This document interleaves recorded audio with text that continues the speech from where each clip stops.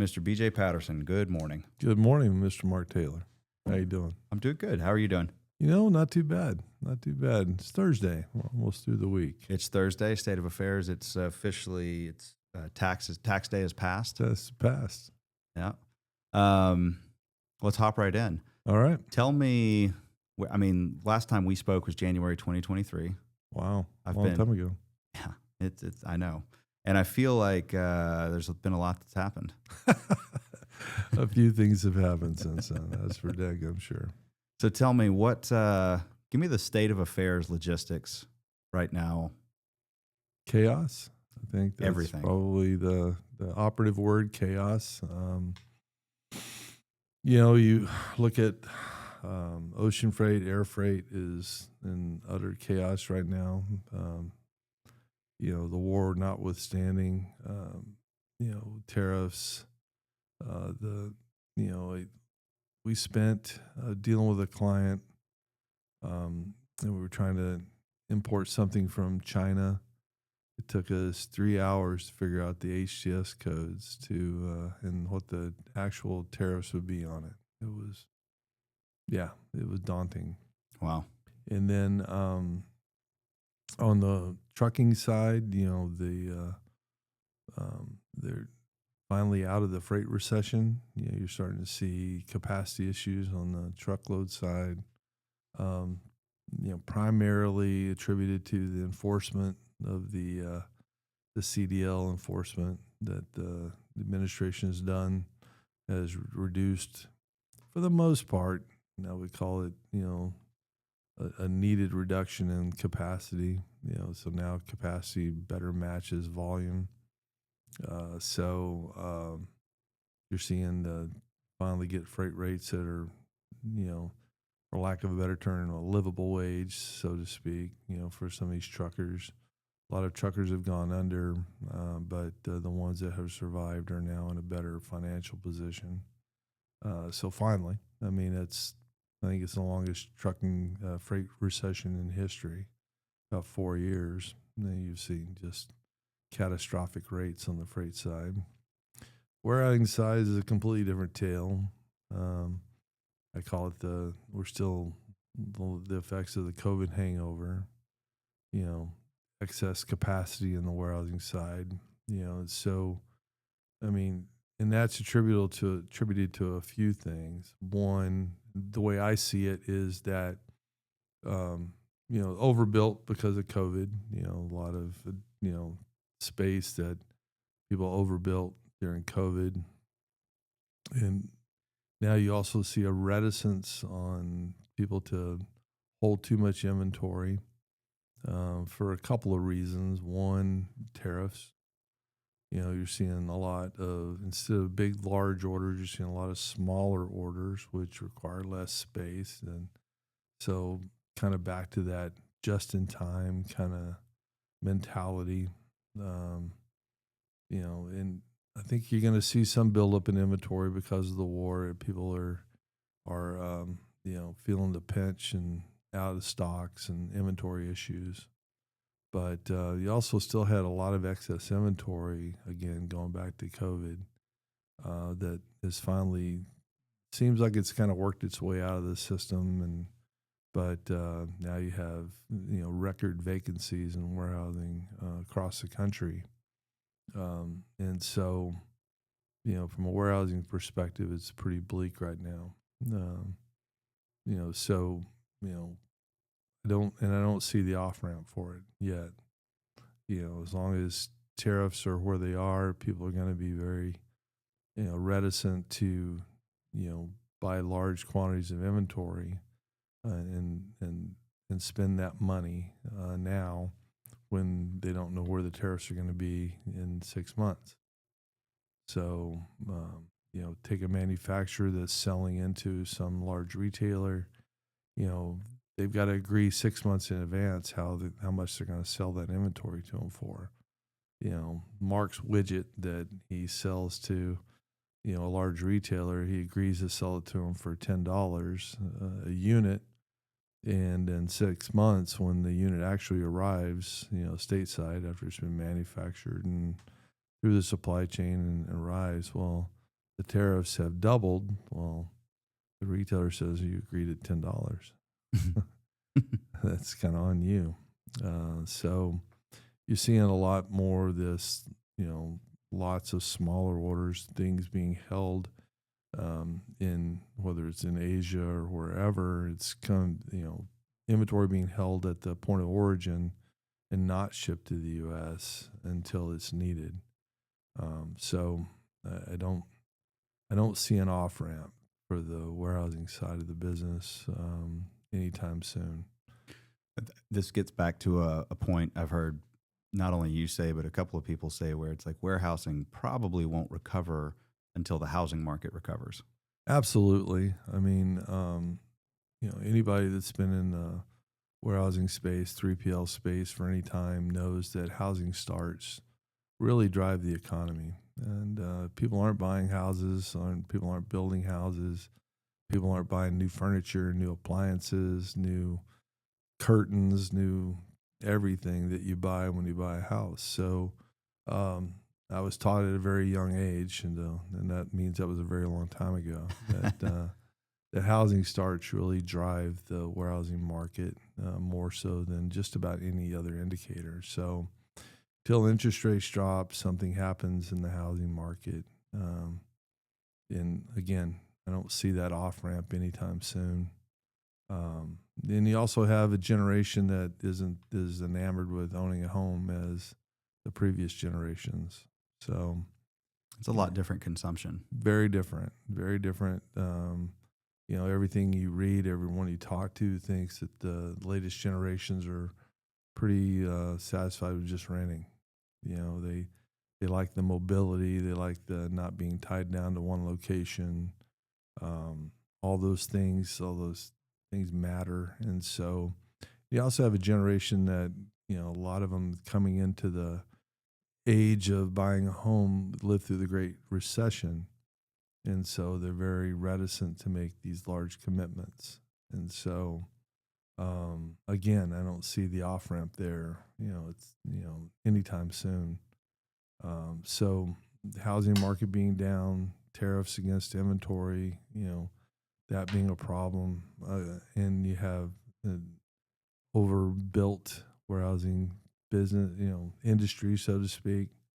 All those things, they really don't spell, a really good, even with the expansion of e-commerce, everyone said, well, brick and mortar's dead and everything's going to be shipped out of a warehouse. Well, that hasn't really proven to be true. Right. Brick and mortar has been more resilient than people gave it credit.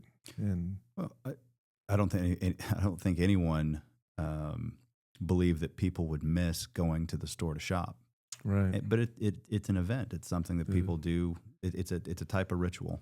Well, and you see the whole shopping, whether it's malls or whatever you want, these different shopping centers have gone, really to more of an experience than just shopping. You're seeing more restaurants, you're seeing more experience-based, entertainment. Sure. And included in that. So like you said, it's a social activity. And as much as, people say, well, women would rather just sit on their iPad, drink a glass of wine and order. No, they'd like to go out with their friends and go shopping and try stuff on and all those things that go along with it. So brick and mortar has been much more resilient than people thought it would be, even though e-commerce continues to grow. Again, you're not seeing e-commerce clients keeping large inventories. They're still doing it just in time because the consumer's fickle. And so they don't want these large inventories that, wow, it was really hot on TikTok last week. Right. And then it goes away and then something else is really hot. So, this idea of you're seeing warehouses, you're seeing really big warehouses move, but the tightest space is at 50 to 100,000 square feet. That's, a pure e-com play.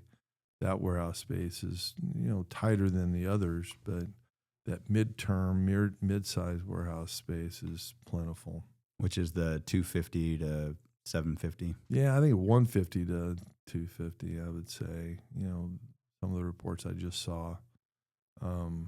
So again, I don't see the off ramp to that. I don't, you look at, and okay, so I had a client tell me that, you didn't forecast the fuel surcharge. Well, I didn't forecast us bombing Iran, so I don't, there's always potential for something to change. But given the normal course of events, I don't see that, and now, with price of fuel and inflation, edging up, you don't see the consumer confidence that you thought. Though, some people will tell you that the underlying indicators within the economy are still pretty strong, particularly in the industrial side of the space. So you're seeing there are indicators that the economy is still really strong in these underlying indicators, but from a warehousing perspective and from a 3PL perspective, I don't see an off ramp that's going to make it suddenly, just surge. Right. Hmm. And so you say that the 50 to 150, 150,000 to 150,000 square foot building range is still pretty kind of tight, or at least tighter than everything else. Tighter than everything else, that small box. You've got a lot of your pure e-com play guys that are, they're building 550s instead of 250. Right. To get closer to the consumer, to reduce their travel time to meet these, I call it the Amazon effect of everybody wants something they bought today, tomorrow, and in some cases today. Of course, yeah. But so there was once upon a time there was the selling point Amazon used was for every 1 million square feet they built in a community, there would be 6 million square feet of space required to support that. Right. And I just read an article recently that said that's down to about 2.5 million square feet. Wow. So less than 50%. Yeah, Amazon, there's more direct import into Amazon. There's less of what I would call the buffer space, that you saw before. And again, those numbers are all theoretical, but so there is less space required. And again, I go back to the earlier statement that people have gone to more smaller orders rather than, fewer large orders. Right. And again, part of that is just a reticence to take the leap on the inventory costs. Also,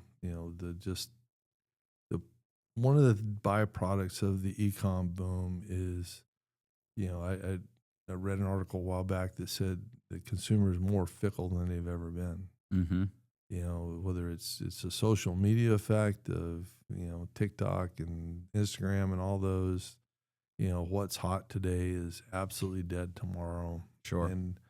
And so, while people have benefited from that, made large sales over that, it has produced, and again, this reticence to bring in large amounts of inventory. A more macro thought on that is, when I came up through college and went through an MBA program and everything like that, you always thought about building these companies for the long term. Right. And really in the last, I think, 3 years, has it seemed like, no, there are actually plenty of people that do really well to build businesses almost around opportunities without the plan to really keep them as a long-term, they're not trying to turn it into the next Coke. Nope. They're trying to turn it into the next private equity sell move, or the next $3 to $4 or $5 million, whatever it may be for them. Yep. And then go on to the next thing. Mm-hmm. Absolutely. And you're seeing this very opportunistic, and that ripples the supply chain and again changes dynamic. In fact, I was reading something this morning that the the traditional peak buying periods have all muted or changed. Everyone knew that, come July, everyone was going to start bringing in all their Christmas stuff. And, July and August were going to be crazy heavy. September would be pretty heavy. October would die down. And then, shipping like crazy November to, early December. Well, that peak is not even a molehill anymore. Agreed. That's what we see at our warehouse as well. Yeah, it's not even a molehill. It's barely even detectable, and then again, you go back to people now expect something the next day. So why buy Christmas in November when I can wait until the 20th and get it in time for Christmas? Going back to you're talking about consumer behavior and what people are buying, one of the interesting things I've noticed is, a couple of years, well, I mean, I don't know how many years it's been, but it's been several now, where you started to see these Affirm and like I think Klarna is the other one, Klarna, where hey, we're going to buy a mattress and you can pay for that mattress and it's 0% interest. Right. Well, that has expanded into things like not movie tickets, not yet, but like festival tickets for Austin City Limits. You can go on there and they have installment plans where you can pay. And I mean, the tickets, like the VIP ticket experiences that you can pay now, take a guess at the highest level packages that are for sale on the website. Oh, you got to believe over 10 grand, probably. Over 30. Oh my goodness. Yeah. I mean, it's wild. So there are people out there that have money to waste that apparently I don't have, but I think it's some of that, but I also think it's, if you can get a $5,000 package where you get to be backstage or in the artist lounge or whatever it may be, I don't know. I mean, maybe that's worth it for you to finance it. Maybe. I guess people all have their own priorities. Niches. Yeah, right. I don't, but again, you can't discount the impact of social media on the consumer and again, what's hot, what's not. And also we see that from a 3PL operator standpoint is that, any misstep that you make can destroy a brand. Sure. Yes. I mean, in a New York second, I mean, doesn't take too many bad reviews or bad posts or, someone complaining online to absolutely destroy a brand or overnight. Or an employee starting a massive fire. An employee starting a massive fire. Yeah. Right. So that did probably reduce the vacancy rate a little bit in Southern California. Yeah, but I'm not. About 1.2 million square feet. Yeah. But, now that being said, I would never wish that on any company because it's. I mean, un-American. I mean, think about all the employees in that warehouse. I mean, that are jobless. No, there's and the potential for harm that it did. It's inexcusable. But, and again, you look for off ramps and how things will change or if they will change. And I mean, no one expected COVID. No one expected the Iran war. I mean, there's all these things that can disrupt, the system one way or the other. Yeah. That are, for lack of a better term, just unpredictable. Right. But you look at the standard trends and you say, okay, what's going to change that trend? And I mean, the freight recession ended not how most people thought it would, with a volume coming back, but it came with an unexpected enforcement by the administration, which Correct. Reduced capacity. Okay, so you look at the warehousing side and say, okay, what would change that? Short of burning down, about 4 million square feet of buildings, which no one's advocating for. But I mean, the supply is far out, leading demand by right. And it's fixed structures. I mean, it's not like like trucks that can go away, or drivers that can go away in a minute. I mean, these structures are there. Right. You have billions of dollars invested in these. They're not going anywhere. So either A, you repurpose those buildings into AI centers or whatever or something else, or you have some economic change that requires them. I don't see that. So, I'm curious. Do you think because during COVID, the lease rates in Southern California just went. They went nuts. You They had did. some folks completely out of hand. signing leases that they were happy about signing at $1.80 a square foot. I know. And sadly, a lot of those people have had to go back and renegotiate their leases and things like that. But we had some big, just massive rent inflation. Mm-hmm. And so now that really drove people to Reno and Vegas and Phoenix. Well, it did. It absolutely had what we call the fleeing effect, and people fled to areas with lower, real estate costs, lower overall regulatory burden. Sure. And you've heard that. I've heard that from clients who said, "Look, I'd love to be anywhere but there." Mm-hmm. And it's not just the rents, which just got ridiculous. And I have plenty of friends in the real estate side who all agree that they just got too greedy, and they being the landowners. Yes. Yeah. The landlords in general got too greedy, and they drove away business rather than having, again, like we talked about, that long-term view versus a short-term view. Of course. They just got greedy, and it got untenable. And so, but you're seeing, even in some of these quote unquote low rent areas, you're still seeing high vacancy rate.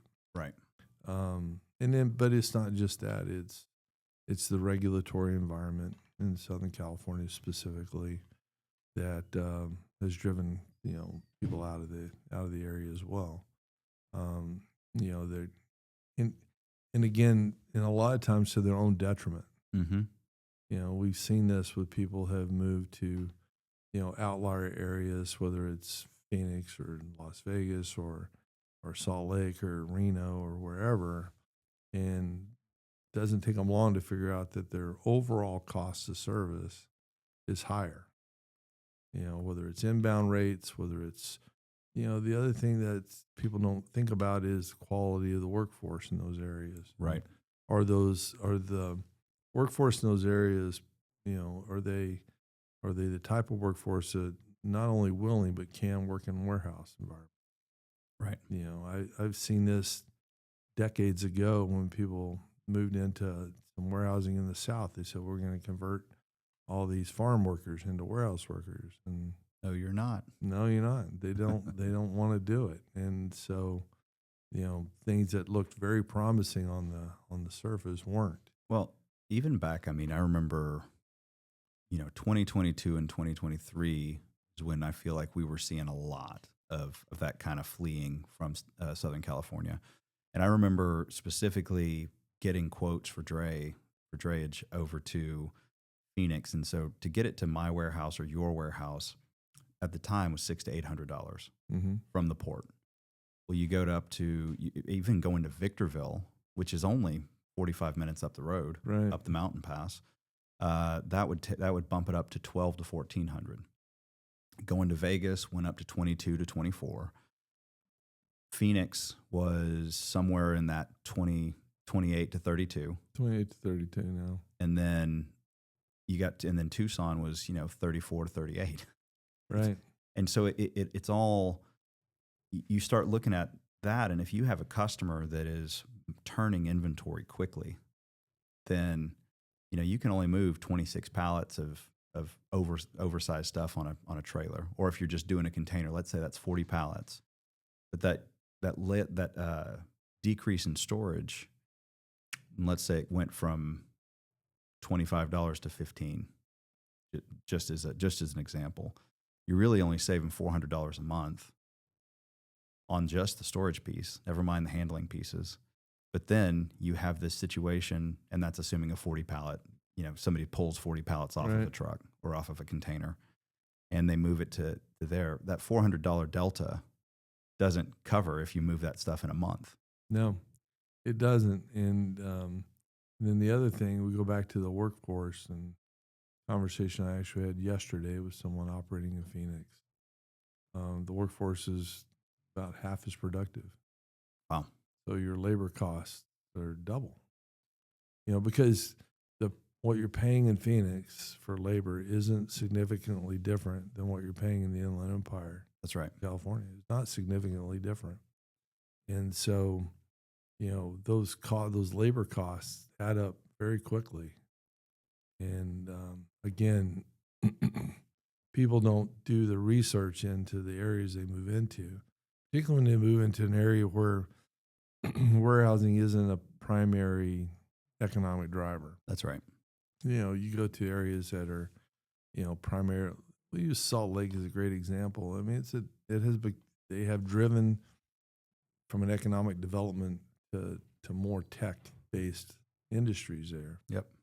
So you go build a bunch of large warehouses there. Well, everybody there is trying to get their tech job. And just like in Las Vegas, where I've operated warehouses in Las Vegas, and I've had my warehouse manager, leave a well-paid job, a six-figure job, because he wanted a job as a dealer at the casino. Mm. It's like, what? I mean, okay. Oh, yeah. If you can get it. Right. So, I mean, whether it's a workforce or, people, and you and I had a conversation earlier about, people get so laser focused in on the storage costs that they forget all the other hidden costs. Right. And going back to it, it's that, like what I think you said it earlier, it's the total cost of your service. Right. Okay.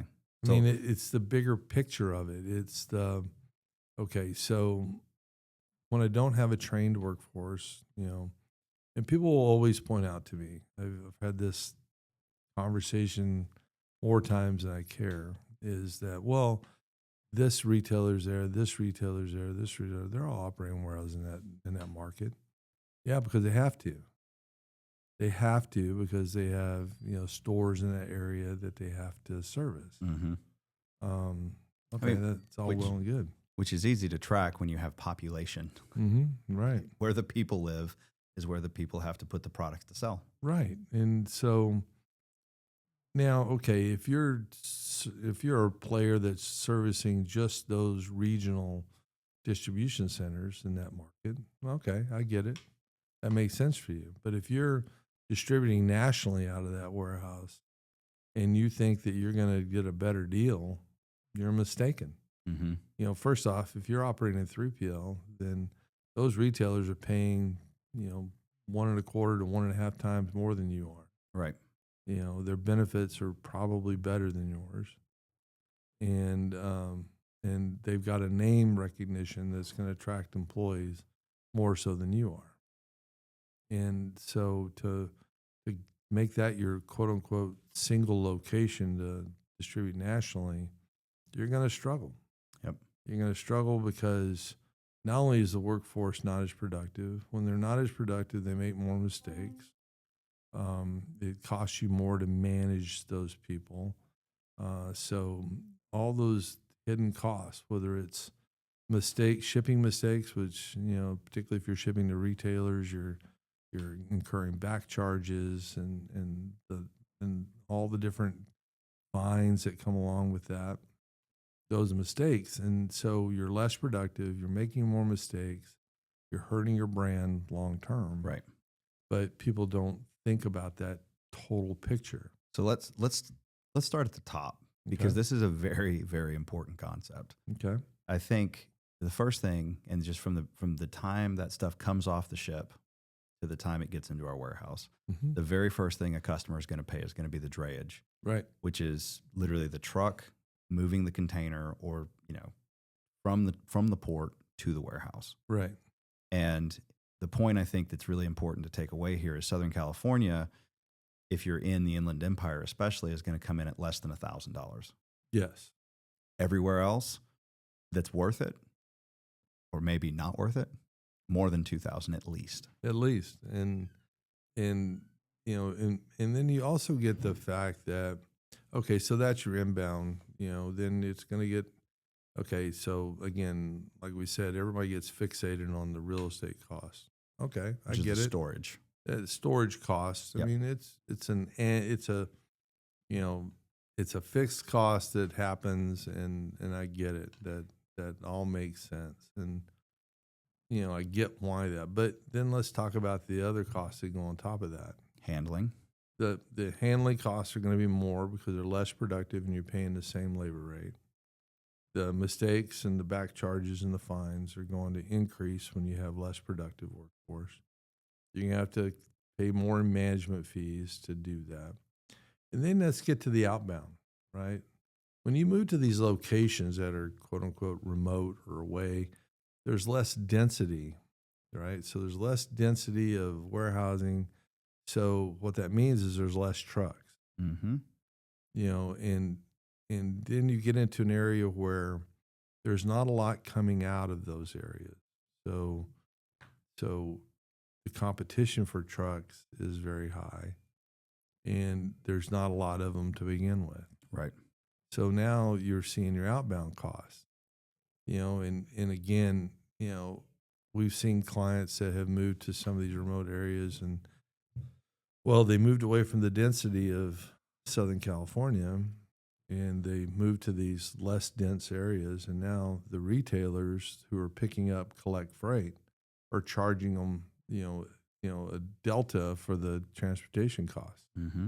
because they're shipping it, and a lot of times back to Southern California. So you've paid it to drive all the way through California and into this, whether it's Vegas or Phoenix or Salt Lake, wherever. Right. And now you got to pay to move it all the way back to Southern California because, again, the density issue. Right. Right. So LTL costs are more, outbound costs are more, inbound costs are more. Yep. And Not to mention. Oh, go ahead. No, go ahead. I was going to say. I mean, and while we're on the shipping piece of it, there's not a single parcel provider that doesn't pick Southern California as one of their first markets. Right. And it may not be the very first, but it's like if New York, New Jersey is number one, Southern California is probably going to be number two. Yeah. And so when you look at, so you have more options on FedEx Freight, next day. I mean, they've got planes everywhere right out here. Yep. You've got more options for UPS is in the same boat. Amazon delivery started. This is one of their primary markets they started. Then you've got all these others, the OSM, GLS, Uni, all of them start in some form or fashion out here. Right. And if they don't start day one, it's phase one. And so your ability, this is obviously sounds like a commercial for California, but if you can't not talk about, there's a reason why this place is called the Inland Empire. It's because 40% of the imports in the United States come through Long Beach and LA, the ports that are next door to each other. Right. And you've got, right, wrong, or indifferent. Over time, you have an economy, particularly in an empire that has been built around logistics. One of the main drivers of the economy in the Inland Empire. So, not to beat a dead horse, but you have a labor force that's designed, that is, predicated on logistics. You've got, the other attractors of Southern California, and again, not to do a Southern California advertisement, but you have 2 Class 1 railroads, not one. You have 2, going east and west, north and south. Wow. Yep. You have an abundance of freeways. You have the 2, the largest port complex in the country. You have major airports that are built around freight, throughout Southern California. You have all your major players. Think about this. If where we're sitting today, within an 8-mile radius, Amazon has 12 million square feet. Again, I go back to density, right? You have the density and all that. So you go to other markets in the country, and like Lehigh Valley in Pennsylvania, which has, I would call that the Inland Empire of the East Coast. Mm-hmm. So they've got great density there, and they can service.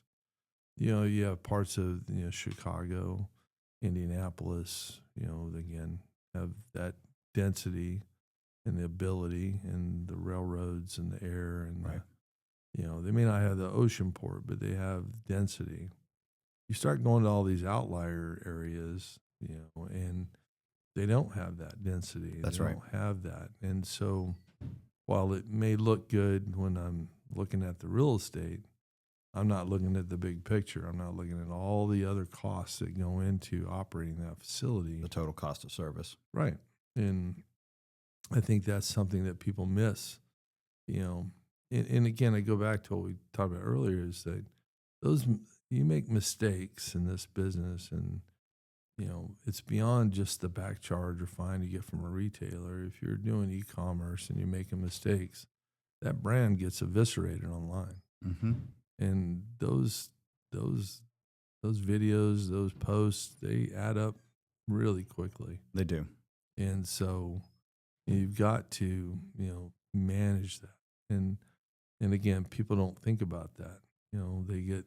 They get so laser focused on one number that they don't look at all the other numbers that go into it. And that number being customers looking at how much you charge for storage. Right. And then you'll lose a deal off of storage, but they won't consider the fact that you've got labor that's going to be more efficient, parcel situation, a trucking situation that's going to eventually, overall save them more money, less money on the dray. And you also have the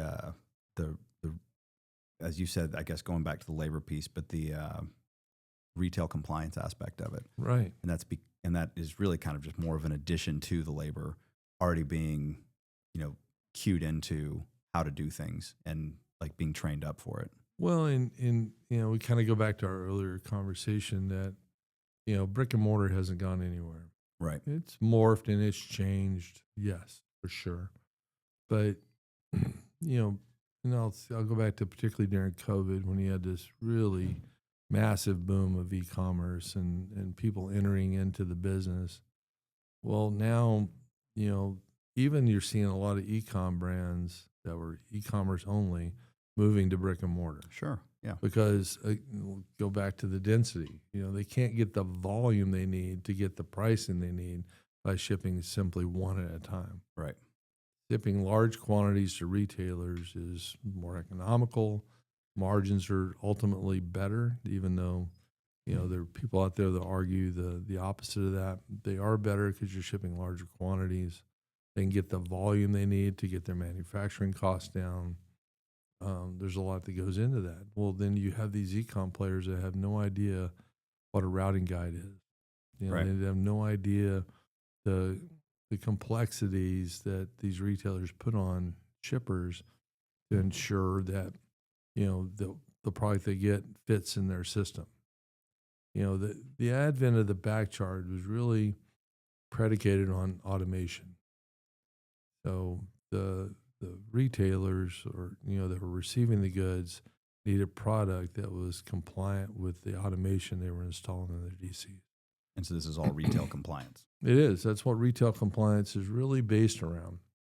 They want to expend the least amount of labor to receive that product in and to ship that product out. And they want it in a fashion that fits their system. The routing guide is really no more than an SOP, so to speak, of what it takes to get those goods through a particular retailer's systems. The label has to be compliant so that it's scannable and readable and goes through the system. It's on the right side of the box because that's where their scanners are set up. And they want the box to be a certain size and be compliant so that it fits their conveying systems to be put away. And then ultimately they order it so that it fits on a shelf. I mean, one of the things in the retail world that, often doesn't get enough, discussion around is that, you go to retailers now and they have very limited backroom space. I mean, the idea that they got this huge inventory in the back room it's just not the case anymore. The drive decades ago to increase sales per square foot meant that they virtually eliminated the back room. So, case pack size is reduced, down to just enough that fits on a shelf. You went from, retailers ordering, at minimum, a case of, 36 or a case of, 24. Now you're seeing retailers ordering, units of 4. Yeah, half cases, Yeah, things like that. 5. We see that a lot with Baby List. Yeah. Yeah, you see that with a lot of your clients. The retailers have minimized that pack size so that, therefore, when it comes to the store, it goes right on the shelf, and there's no back room needed, no additional stock. Again, to try and simplify it for the system that they've built. And the routing guides are no more than, how do I be compliant with the retailer so it works in their system all the way through, like they've set it up. And that, I mean, I know we've seen chargebacks of $200 for a non-compliant pallet. Oh yeah, or a pallet that looks like it's a little, wasn't new enough. It had like maybe some wood chips, which you think about it, it's like, well, what is that? What's the actual cost to the retailer? I'm like, well, if they get wood chips all over their floor and everybody does it, their forklift wheels get worn out faster. Well, the back charges are punitive in nature to try and force you to be compliant. I mean, I've seen $40 and $50 charges for one bad label, and that label's on a box that has a total wholesale value of about $20. Yeah, and they're charging you $40 for a non-compliant label. So going back to this total cost of service, I know you've had clients that came to you with close to $400,000 in chargebacks. Yeah. Well, when you're evaluating a 3PL, right? I mean, you can't see chargebacks on the. There's not a line item. There's not a line item for chargebacks. No, and you need to ask the right questions. Say, okay, what is your experience with chargebacks, and all too often, a lot of these, particularly some of your larger brands, they've built the chargebacks into their system. They just, hey, it is what it is. And chargebacks, it's kind of taken on a life of its own. Some retailers are more aggressive than others, but you see them that these brands that have just it's just part of the doing business, quote unquote. But it doesn't have to be. It shouldn't be. It shouldn't be. I mean, it hammers your margins and increases the price that you're selling your goods for, and goes into the cost of goods. And then next thing you know, you're not competitive. So on that, you can, cough as you need to. Don't worry about that. Sorry. You're fine. I appreciate you not doing it right in the ears. Right. That's what I was trying to do.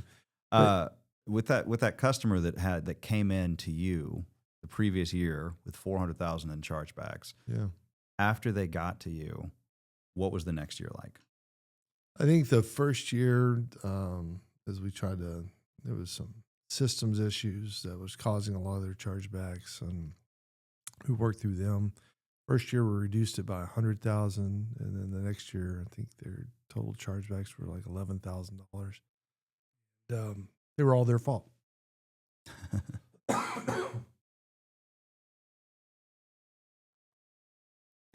Because people get chargebacks, everybody thinks chargebacks are 100% the warehouse's fault. Well, a lot of times chargebacks are the PO wasn't compliant.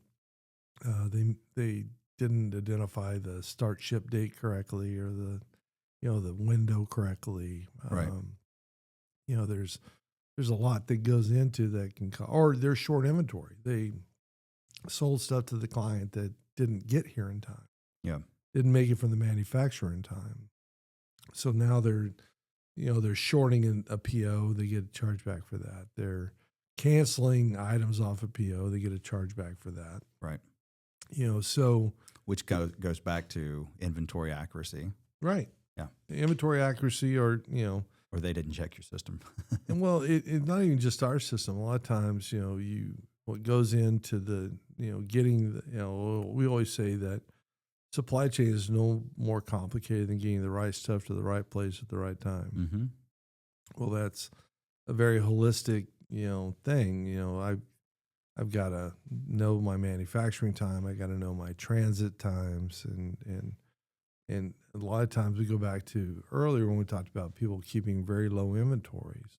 Well, keep a very low inventory, you're going to have stockouts. You're going to come risk of stockouts. I mean, it's just, any little hiccup in that chain from the manufacturer didn't get a raw material in time, or you got to the dock, you didn't hit the right ship at the right time, the right vessel at the right time.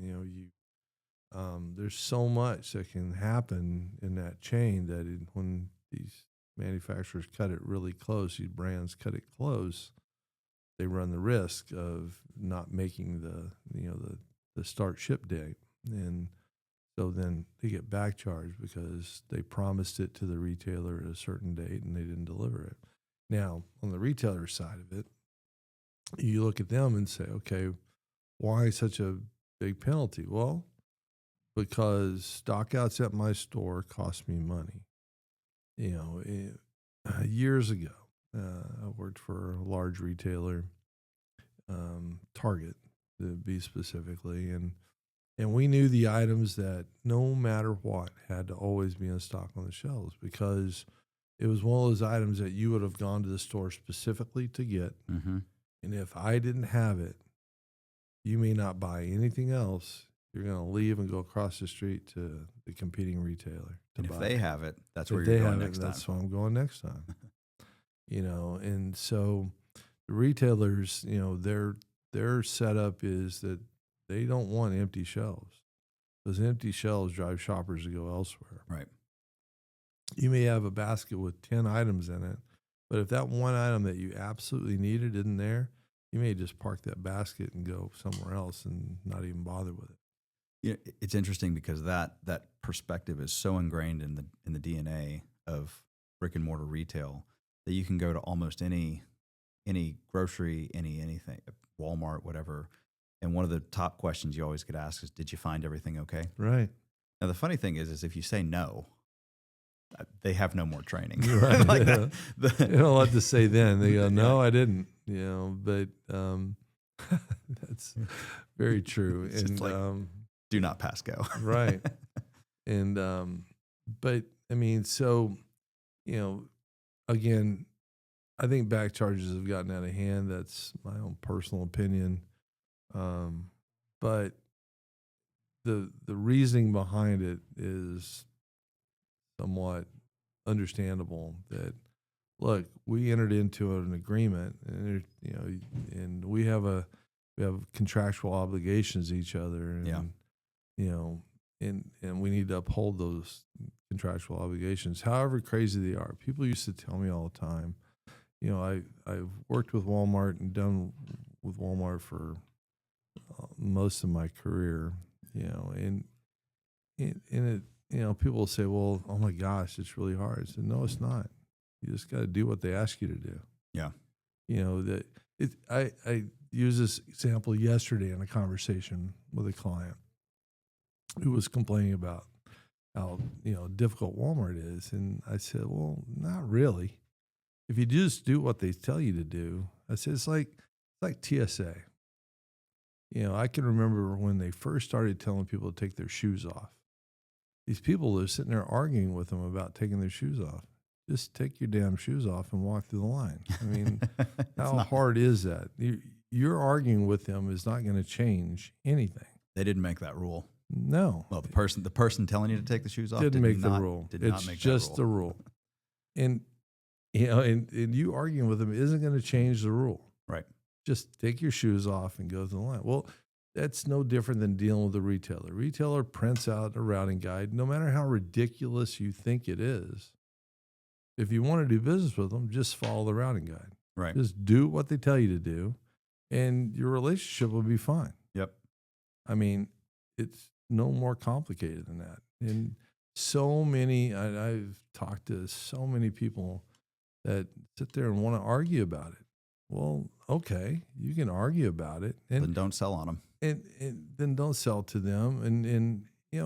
And also, if you think that back charges are unfair or they, you didn't commit the violation, well, then you better have a system where you can show them that, no, I did it correctly. Mm-hmm.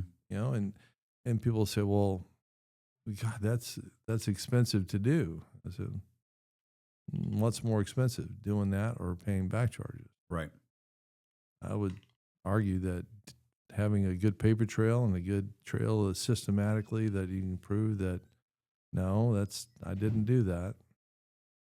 That's far less expensive than paying astronomical back charges. Right. And also that helps with believe it or not, it helps with your reputation and relationship with that retailer. Look, no, I didn't. Because those buyers are looking at what your back charges are. Sure. They're looking to see, how compliant you are. I mean, that all goes into your scorecard with most of these retailers. And so if you want to move your scorecard up, be more reliable and follow the rules. Again, just take your damn shoes off and go through the line. So one of the things I do want to point out here, because I want us to sum up. So somebody's got a soundbite of how to select a good 3PL, because I think it's important. Because right now, as you said, I mean, there's no off ramp for where warehousing is going, but there's still a lot of freight out there that's got to be moved, got to be stored. And I think what's happening is, people like you and I are not, as I say, we're not screaming from the rooftops what we're good at. Right.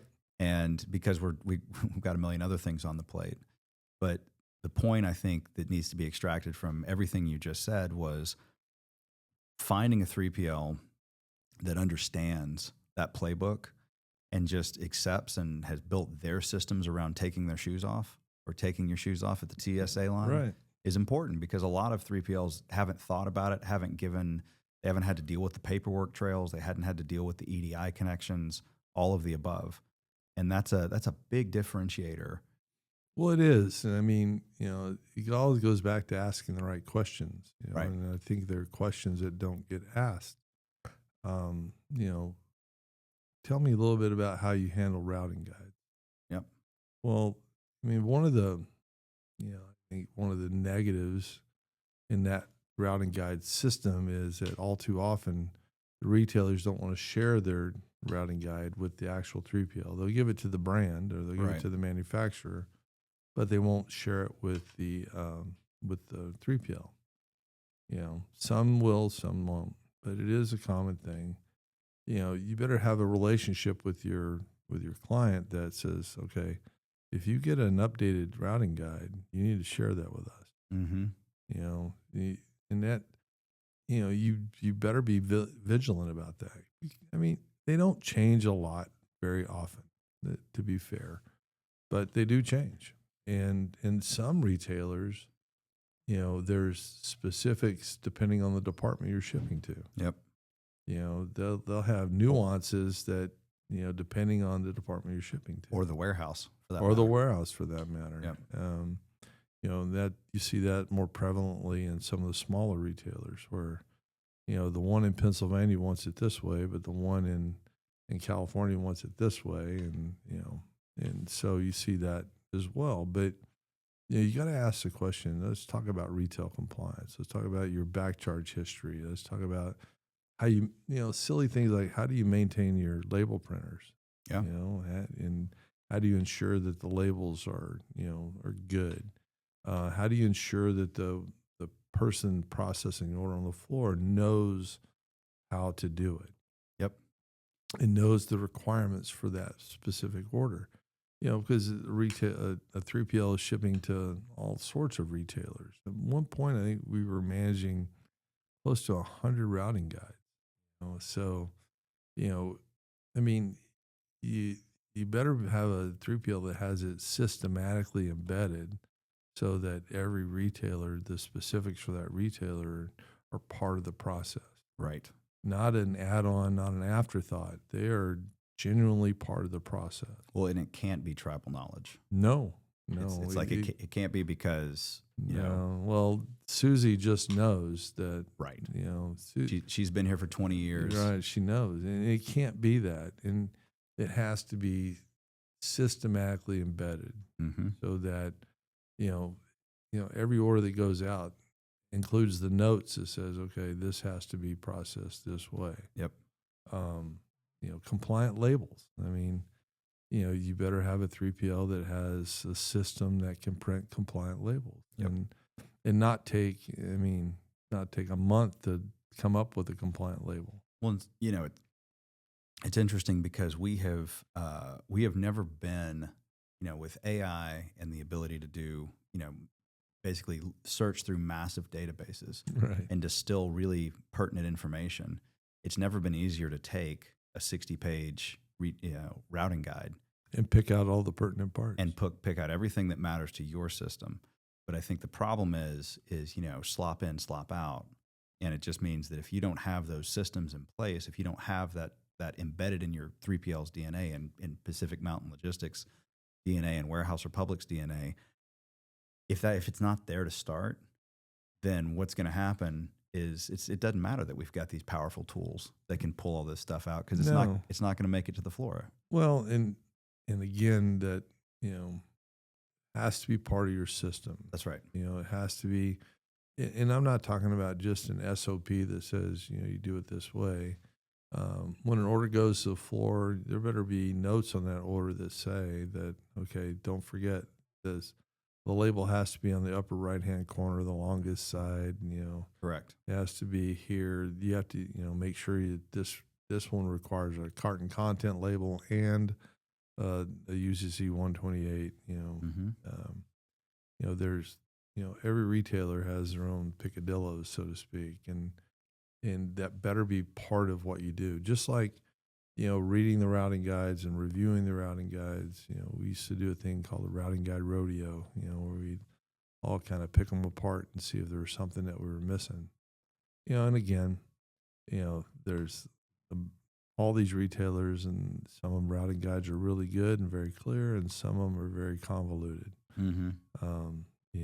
Spread across, all types of parts of the system, And it also goes with having the relationship with your client, that brand or that manufacturer that says, okay, what is your buyer telling you? Yes. Well, you need to ask your buyer these questions because we want to make sure that we're doing it the way the buyer wants it. Because that buyer is the most important person there, in that relationship of understanding what it needs to be. Right. And then you back that up with understanding from a logistics standpoint, what is it they're looking for? When do I route an order? When do I not route an order? Do I have to combine orders? Do I have to route each individual order separately? All those different things. And it has to be embedded in the DNA of your 3PL that they understand that that's what they need to do. And if they don't, then, you're not asking the right questions. Right. Well, and that's a good segue here because there are things that the customer can do the research on their own. Mm-hmm. Am I in a population dense market that has great shipping rates, or great shipping options? I think is probably a better way to look at it. That being rail, air, everything. And I mean, you basically listed those markets, which are Lehigh Valley, Southern California, Inland Empire, Chicago, and then Indianapolis, and then. As kind of an honorary, you have to say Kansas City, only because of its proximity right in the middle. When I think of the quote unquote best markets, right? New York, New Jersey, Pennsylvania, up in there, there's a lot of pockets of good locations up there. I a little bit prejudiced towards the Lehigh Valley. I think that's a really good area. Around Chicago, Indianapolis benefits from its proximity to Chicago. Mm-hmm. Kansas City's in a good spot. They have a lot of density in Kansas City. But that's also, I mean, if you want to do a single point of shipping. Yeah, if you want a single point of shipping, Southern California, Chicago, Kansas City, New York, New Jersey, Lehigh Valley, kind of include that. Pennsylvania area. And then you kind of get down to, the Savannah, Charleston area. Right. You're servicing the South. Those are all good points. So these are the things that the customer can kind of do. It's like, okay, check it off. Is it in this market? Right. And that is going to help with their total cost of service. Mm-hmm. And it's not only because of the parcel and the LTL routes and the train routes and stuff like that. It's also because of the labor, the density. Yep. You know, the density. The labor markets are good. You know, you look at their proximity to population. Yep. You know, all. I mean, I would consider all those we just talked about as primary. You know, the secondary markets would be, you know, areas like, you know, Seattle, you know, Reno, Dallas to some degree. You know, the Dallas market. You know, to me they're around the cusp of secondary versus tertiary. And that's not to say that they don't have population. They have. They don't. They do have population. The problem with somewhere like, well, you know, not to pick on Dallas, but we both love Dallas. We both love Dallas. You know, you know, go Cowboys. But anyway, but you know, you look at Dallas and say, okay, I can ship east, but there's a whole lot of nothing going west out of Dallas. Yeah, a whole lot of nothing before you hit another population. That's right. And I know El Paso's growing, but it's not growing that fast. No. But you know, it's more of a, to me, Dallas is more of a regional player. You know, regional distribution. You know, national distribution out of Dallas to me. You know, and again, I'm sure I'll get a lot of hate over that, but you know, Dallas, Phoenix, Vegas. Yeah, I don't know that I'd pick any of those for my single point. Sure. You know, secondary possibly, but if I'm doing singular one, if I'm going to operate one warehouse, which, you know, and again, this goes back to the ebbs and flows of logistics, right? Mm-hmm. So, you know, I've been doing this for longer than I care to say on any podcast, but you said on the first podcast. I did, all right. It's too long. But early 90s. Yeah, but you know, you look at the ebbs and flows and you go into the, well, we're going to have one distribution center and really maximize our efficiency out of one. And we're going to split it into bi-coastal. We're going to, you know, then we're going to put one in the middle too. And, you know, all these things. Well, the thing that gets lost in all that is when you start splitting inventories across, you know, multiple warehouses, it takes a level of sophistication that a lot of particularly smaller, you know, companies don't have. Right. The ability to manage inventory over multiple locations and have the right stuff in the right place and the right quantities in the right place. It takes a level of sophistication a lot don't have and or can't afford. And, right. And your inventory costs go up, your overall operating costs go up, and again, it depends on what you're trying to do. I mean, you know, if everybody's trying to reach somebody in a day or 2 days, all right. But one thing that I've noticed is that, you know, post-COVID, people got kind of used to getting stuff in 4 or 5 days. They did. You know, and so they got used to a lot of things. They got used to a lot of things, and I think this you know, this need to have it the same day, next day, you know, took a backseat to what's the cost of it, and that's, you know, that's a impact of inflation, right? Mm-hmm. People became much more cost conscious, and if I could save 20% by getting it in 4 days versus the same day, I'll take the 20%. And so you look at the overall cost of operating one location versus multiple locations. Is that need to have it there in 1 day worth the additional cost? Correct. That I, you know, and again, that goes into the cost of goods. It goes into your cost to sell. You know, so. Well, then also it's like you started this off by saying people are holding a lot less inventory. Right. Well, in order to split inventory effectively, you got to have more. You got to have more. You have to have buffer inventory, and you end up with the wrong stuff in the wrong place. Yeah. And you know, and again, it takes a level of sophistication and volume and you have to have the right amount of volume to do that. Yep. And whether it's, you know, East Coast centric or West Coast centric, I mean, that's kind of, you know, brand dependent. But I always see that it really depends on where they're sourcing the product from. Yeah. So I love that. I love the explanation of basically the tertiary markets, because everybody hears, well, you said population, but then you look at Dallas and it's like, to the point, they don't really ship. There's not a lot of shipping west out of Dallas. Now, sure, north and east, but you're missing a whole direction. Whereas you could make the same argument for Southern California, being like, well, there's nobody shipping back to China or out into the Pacific, but it's different because of the way that's the origin point of where that stuff is. Well, and again, you go back to, where is it coming from? Right. Right. If it's coming from, East Asia, LA's your logical spot. Now, some people go to Seattle, some people go to Tacoma. Well, Seattle, the problem is you got, I always, operate a lot in the PNW, and well, you got this mountain range right there. So I got to go south to go east, right. if I'm not air freighting stuff. So right. outbound cost out of there is more expensive. Right. So if you're shipping nationally, the Oakland market is, small and disjointed. There's some national players up there, but for the most part, it's more regional. Reno attracted a lot of people, for a variety of reasons. The Reno Sparks area. I mean, I still don't consider it a primary market. Right. LA, I mean, if you're coming out of East Asia, LA's your best, cheapest way to do it. Yep. If you're coming out of India, Pakistan, East Coast makes more sense. You can go through the Suez and cut down your travel time. It makes more sense when we're not bombing and you're not having conflicts. Vietnam's kind of a split. Yeah. I mean, you can reach both coasts in about equal time, equal cost. So, but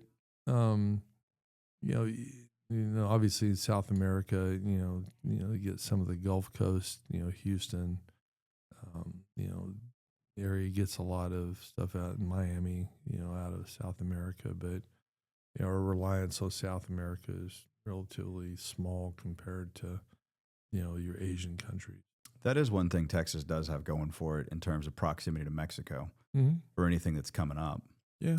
And if you're selling cowboy boots or leather goods or things like that then that aren't coming from Italy or China, then it does make more sense. But so I want to put a bow on this for the person seeking a 3PL. Okay.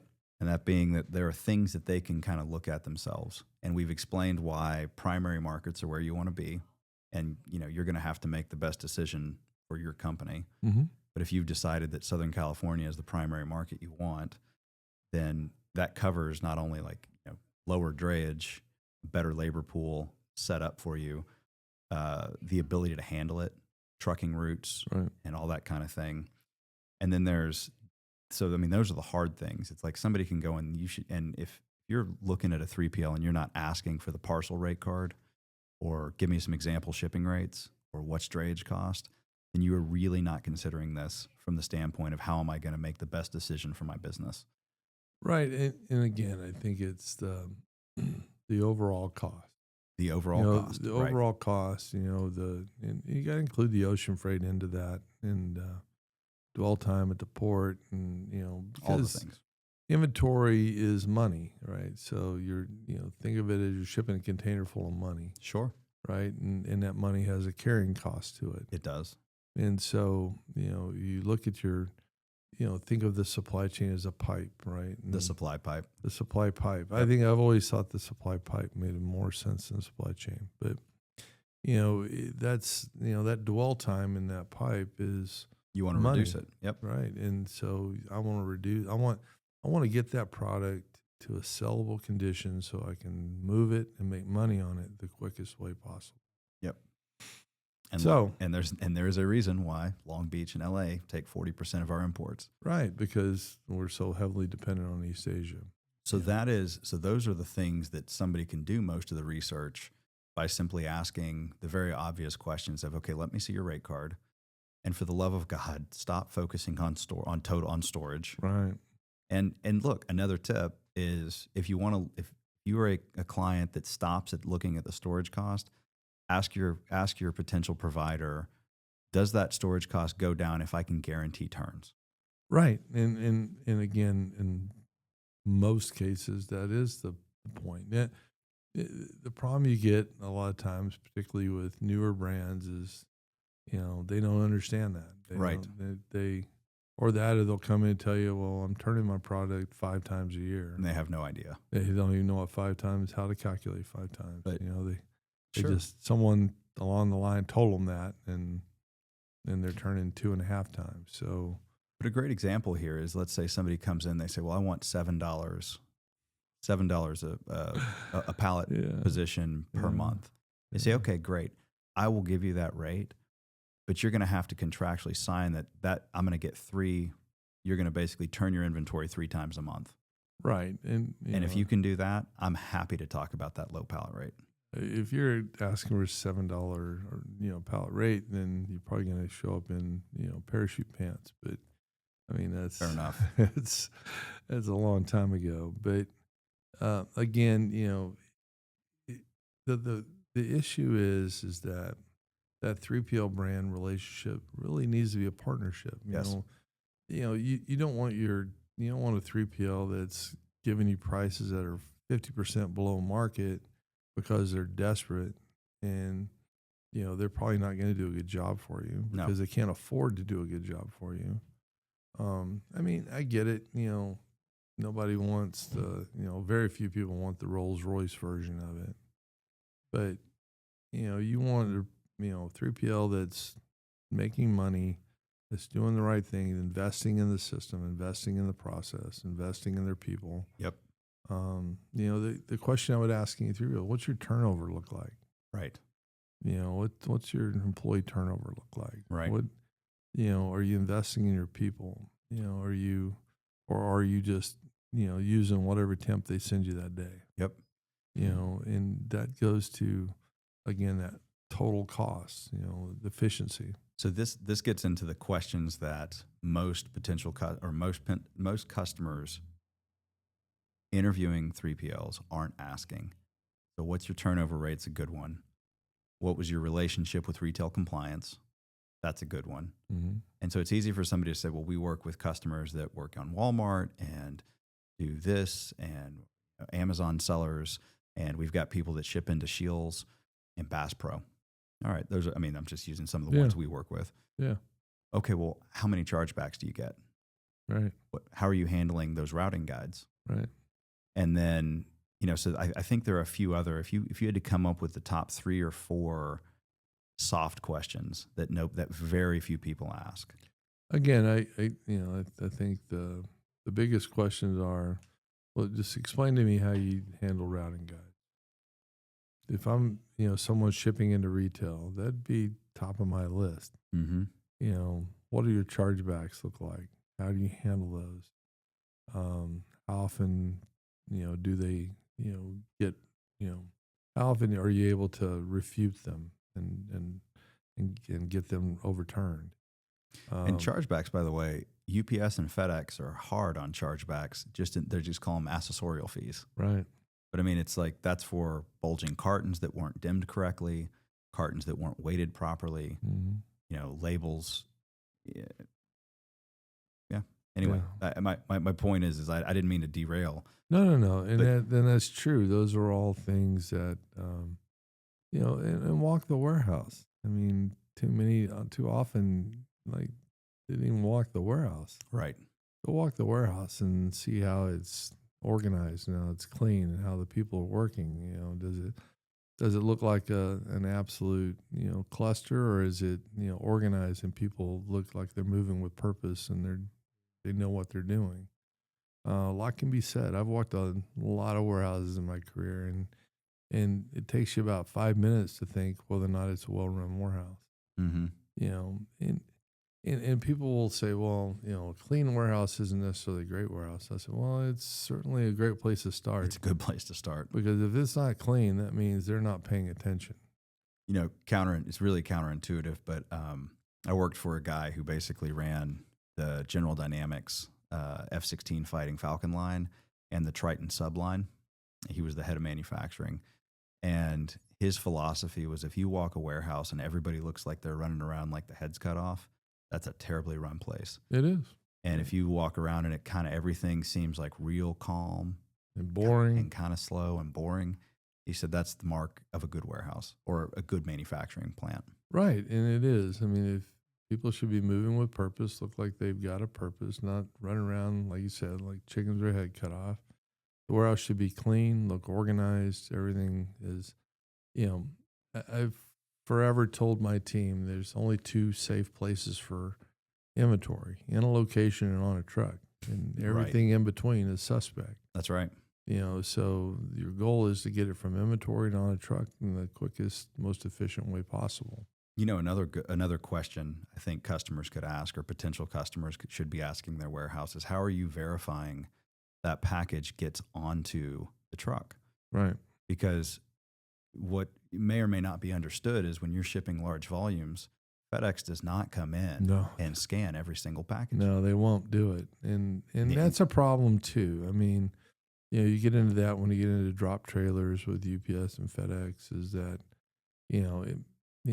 there was a time when early days of COVID, where it would take, 7-8 days before they'd even scan it into their system. Right. They'd lose a trailer. They'd lose a trailer. They'd lose product. And it still happens today. Like we scan everything onto the truck ourselves. Everything is scanned onto a pallet, and then that pallet is scanned onto the truck, to make sure that it's loaded. So we know it was loaded. But if they don't scan it on their end, or they lose it on their end, then, who's on the hook for that?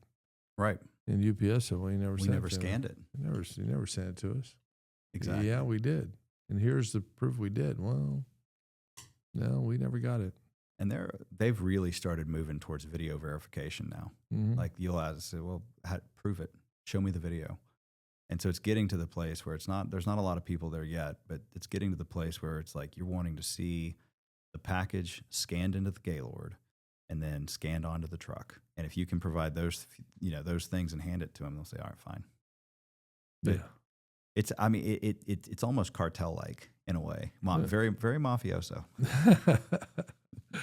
Yeah, I mean, and it's just, the world we live in, and nobody wants to take responsibility. Right. So who shoulders that burden? Who shoulders that cost? Like I did everything in my power to make sure that it's on that truck.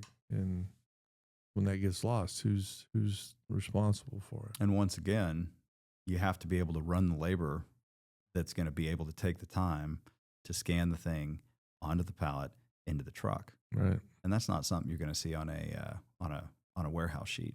No. And a pricing sheet. Again, the conversation we had, just recently with a client was, look, I think that when you walk to a warehouse, and we always encourage people to talk to some of our people if they want. You want to walk a warehouse where the culture is everyone's bought in. Mm-hmm. Everyone's bought in. Everyone cares. Everyone, everyone knows it's more than just knowing the process. Sure. It's caring and understanding that the process is there, to make sure that our jobs are easy and things go the right way. Our standard thing is the best way to improve productivity is to do things one time. Mm-hmm. Yeah. A boss of mine in my early career told me, he said, we only get paid to do it once. It's true. Everything after that is on us. Yeah. So you want to improve your cost, you want to improve your productivity, do things right the first time. Right. So, it's not about, people running around like chickens with their head cut off, running as fast as they can. It's about following the process and doing it right. If you do it right the first time, your productivity comes. And then going back to, that attitude of being bought in, of being a partner, mm-hmm. and recognizing it's like we only succeed if our customers succeed. And if our customers don't succeed, then we don't get to eat. Right. I mean, it's a symbiotic relationship. We did a field trip, years ago. I took them to a retailer, took my managers and supervisors to a retailer. I said, let's go to the clearance area. I said, see all this stuff in clearance? It's all got some damage to the box. Mm. That, because if you're buying something, and we're all guilty of it, Mm-hmm. if I see a box that's partly smashed on one end, I grab the one behind it. Sure. I don't grab the one that's got the smash in. There's nothing wrong with it, but there's just something tells me that I'm going to grab the box that's in perfect condition. So when you're handling product out here, you need to be cognizant of that. Yes. That you damage that box, there's good chances this is going to end up on the clearance rack. Remember the Adam Sandler movie Big Daddy? Oh, yeah. Where they're in the thing and they're smashing the cans cans because the stock market was down. But Microsoft was down 5 points or whatever it was. Right. But you teach your people and you say, look, when you pack something to go out, would you want to receive that? Right. If that showed up at your door, would you be happy with it? When you ship, would you buy that off the shelf? And again, you just kind of embed that theory that, look, don't ship anything out that you wouldn't buy yourself. If you saw that product, if it was dirty or if it was box damage or whatever, would you buy that? Would you? If you received this from a retailer, at your door, would you be happy with it?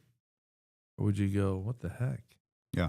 Product was dirty, the product was damaged, the product, would you want that? Or would you return it? Right. And then you get into the whole rabbit hole of, product returns. And probably a better proxy is would your wife return it? Right. Because there's a lot of stuff. It's way more likely. There's a lot of stuff I'll take. I'm like, it's fine. Yeah, right. Exactly. It's a trailer hitch. I don't care what the box looks like. One story, years and years ago, a friend of mine worked for a large logistics firm, and he had ordered his grandmother a cookbook from we'll just call him one of the largest online retailers in the world. He ordered a cookbook for her, and she was in her late 80s. Where you can buy it as a gift and send it straight to her. Well, it's her birthday. It comes and goes. He didn't hear from her. He thinks, oh, my gosh, she can get it. And finally he calls her, and she goes, what is wrong with you? What do you mean, what is wrong with me? I thought you really liked that cookbook. And he goes, that's not what I got. What do you mean? I ordered you a cookbook. I got a book on the Kama Sutra. Oh. His 88-year-old Italian grandmother got a book on the Kama Sutra. Somebody mispicked it and shipped it to her. That's a big whoops. That's a big whoops. And he says, I took that whole thing back to my team at my warehouse and said, look at this. I mean, when you're packing orders, you better think about my 88-year-old grandmother. That might be who's getting this. That's right. Better be the right stuff going to her. Yeah. And I'll never forget that story. I mean, that was a long time ago in the very beginnings of, e-commerce. And, so that missed shipment has so many other things that go into it and what it can do. And look, I'm looking for this item. I have to have it. And it's the wrong thing. There is nothing that will kill that brand faster than your anger that, someone shipped you the wrong thing. That's right. So again, I always tell people it's no more complicated than shipping the right stuff to the right person at the right time. That's right. And I think on that note, is there anything else you want to throw out there? Because these pearls of wisdom, I think if anybody running a warehouse listens to this podcast or this episode and just follows everything that you said, they'll probably have a pretty successful business. The last thing I would say is, look, it's not complicated. You're not building a space shuttle here. Or doing a heart transplant. Or doing a heart transplant or brain surgery, as my stepdad used to always say. He was a mechanic. He always said, I don't do brain surgery. I don't do automatic transmissions. But, don't overcomplicate things. Don't overcomplicate your relationship with the 3PL. Don't overcomplicate the process. The old KISS principle. Keep it stupid simple. Yeah. Or simple stupid. Simple stupid. And that really does play a part into your success. The more complicated you make that relationship, the more adversarial you make that relationship, that's going to lead to, dissatisfaction on both ends. Yep. So that 3PL really is your partner and has your best interest in mind, because the best way for a 3PL to grow is for you to grow. That's right. Right. That's the attitude is, like, we can grow best when you grow, and you grow best when we do our job right, and you communicate with us the information, and so if you keep that relationship non-adversarial and as a true partnership, you'll both grow, and it's good for everybody. Words of wisdom right there. I think that's a great way to top it off. Awesome. All right. Thanks for being here as always. Thanks, Mark. I appreciate it. Absolutely.